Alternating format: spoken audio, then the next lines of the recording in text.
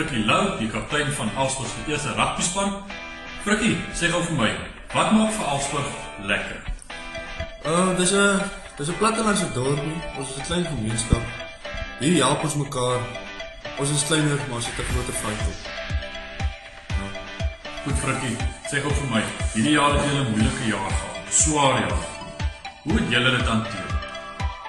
Ja, die uitslae was nie soos dit elke jaar was nie. Ek het vir julle verseker dat elke speler speel bo sy vermoë.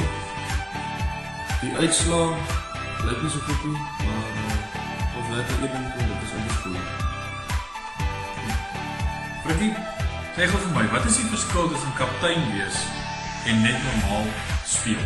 Net 'n gewone speler. Wat sal jy sê, wat is die verskil vir jou? Om net te begin, dink ek om kaptein te wees is 'n baie groot eer. En dit gee ook 'n baie breër visie, want jy speel nie net vir jouself nie, maar ook vir jou span.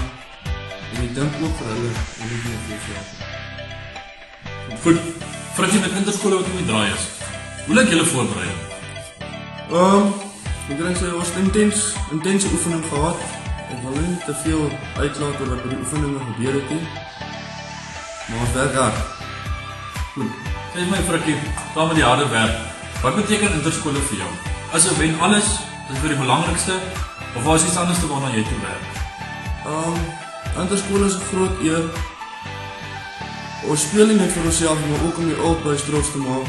Die onderwysers, die coaches, al die tyd wat hulle ingesit het. En Frikkie, saam met julle harde werk wat julle insit, wat is jou voorspelling? ons bly nederig, ons hou onsself plat op die aarde, maar ons werk so om die Dallas te verras.